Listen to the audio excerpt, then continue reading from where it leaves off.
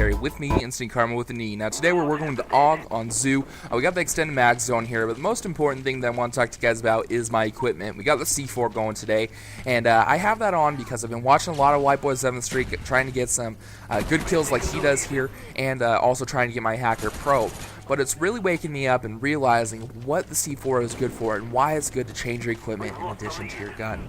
Now, I always like to run around with my Tomahawk. You know, I get into those clinch scenarios where I need to go ahead and get that kill right at the nick of time before he takes me down, and pressing that Tomahawk is just a quick release and will get him gone in the blink of an eye. Whereas, you know, reaching in there for your Semtex or frag grenade, he kind of takes his time doing so and whips out that grenade and just chucks it in there. But it takes a good while to get that out and going here, whereas opposed to the Tomahawk, it's just out and ready to go. So I've gotten in the habit of running with this Tomahawk over and over again because I really love it, and I've tried switching back to the grenades, but they just don't work out for me the way I'd like to. They're great for, you know, objective-based games, tossing a grenade on the flag, or, you know, if you're trying to do something like that. It's a great way to do so, but I've just trained myself to work with the Tomahawk, so I go ahead and slap the C4 on here, and it's a new concept for me because I normally work with the Claymore. So the C4 kind of works like a double grenade. If we watch here, whip it out, toss it up, and detonate it right away, and I get that kill kind of like if it were a grenade. But it does have quite the advantage on going ahead and putting the grenade on your class. Now, in order to get 2 grenades, what you would need to do is slap on Warlord Pro, and you'd have that going for you here. So that's the only way to do so. I get to go ahead and keep all the perks that I want to stay set up with and get 2 C4 at the same time.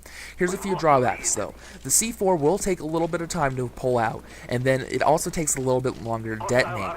The best way to speed that up, and I know a lot of you guys know this, but for those of you who don't, the best way to get that C4 to detonate in a timely manner is not wait for your arms to get reset where you can go ahead and pull the detonator, but go ahead and just double tap X as soon as you pull it out, and you start spamming X and it will detonate as soon as possible, faster than if you were to wait and pull the right trigger, or R1 if you are on the PS3. So it's a great way to go ahead and do that. I really enjoy it. It sets them off real fast and you get some great kills. The other thing it's good for is if you are in a domination game or whatever, you know, you throw the grenade on the flag. Everybody knows that it's incoming. They know the grenade's around here and the GTFO. So with the C4, you get to just toss it in there and they don't get any warning whatsoever. It's just in there and detonates. Unless they have Hacker, they're not going to see it coming. So you can go ahead and get those great kills that way. Especially if people are throwing smoke on the flag. They throw smoke, you throw your C4, detonate it, and you're good. Which kind of brings me to my next point, that I have been switching it up every game mode what I want to use for my equipment, because they really do have some different benefits here. I do stay away from most of the other ones. I generally just stick to Claymores and C4, with the occasional, you know, motion sensor jammer and things like that.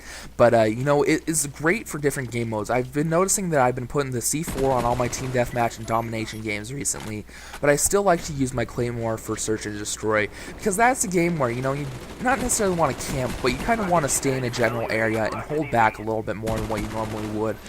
So you can go ahead and set up those Claymores, and they're really good to have, and they automatically trip, and you can kind of fortify your position a little bit better, especially for those slower paced game modes. The other thing that's great for search and destroy especially is that your equipment stays around even after your death.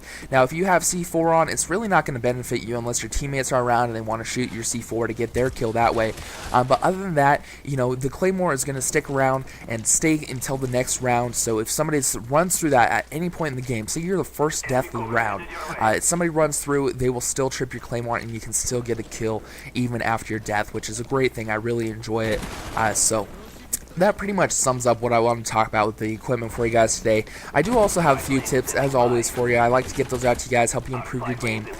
But the first tip for you is going to be along the lines of aiming down sights, like we left off last time. But what it is going to do is when you're aiming at a guy, you know, you aim down sights, it improves your accuracy, which is a great thing, because very few games let you actually improve your accuracy in-game just by doing a little thing as pressing the left trigger L1 to get that extra accuracy and get the extra oomph that you need to go ahead and get a kill. So what happens though a lot of the times is you move a lot slower when you're aimed down at sight. So a guy can strafe out of your view, or maybe the recoil pops you up too high, or when they hit you, your flinch pops you up too high and you can't get them on the target. So you're following them pretty good, you're getting all your bullets in there, but then it just fails. You stop hitting them, you stop getting the hit markers, and they really start to take the edge on you and you might die. So the best way to do so is to go ahead and release your aim down sight. You get to move the gun around a lot more freely, and you get that hip fire spray. So if he's running real fast, lightweight off to the left of the screen, you're following him, but he's just outrunning your aiming down sights, go ahead and release and just follow him with the regular hip fire. And some of those extra bullets are going to spray and maybe pick up that last 1 or 2 hit markers you need to go ahead and secure that kill. So that is the main tip for you. I also have one more with tactical grenades, and a lot of people don't do this. They only use them to go ahead and get a guy that they know where he's at, but you can toss it in there and just feel out for the area like I did right there. I didn't know if a guy was down there, but I wanted to go ahead and toss my grenade and see if a guy was coming and just feel out the area. I would have gotten a hit marker if he was coming, even with Tactical Master Pro. It doesn't do much, but you still get the hit marker. So just use your tactical grenades to feel out the area. Flashbangs are going to be the best for that, as they have the biggest area of effect, but your stuns will still work good for that too. So use those in multiple ways, not just the ones that they are mostly intended for here.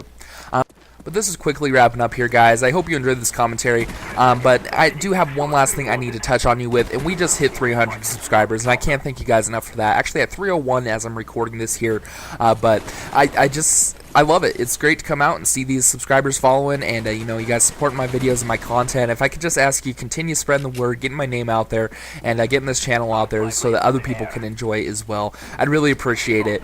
So in addition to that, I want to let you guys know that I don't plan on just sticking with Black Ops if you guys don't want me to. So let's put it that way. Again, this channel is for you. So if you guys have other games you want to see, let me know in the comment section. A few other ones I thought of were maybe Mortal Kombat, or a racing game or something like that. So just let me know, and we'll see what we can do to get some other gameplay up here. But again, if you want me to stick with Black Ops, let me know that too, and we can just stay here and continue until Modern Warfare 3 comes out. So that is going to do it for today, guys.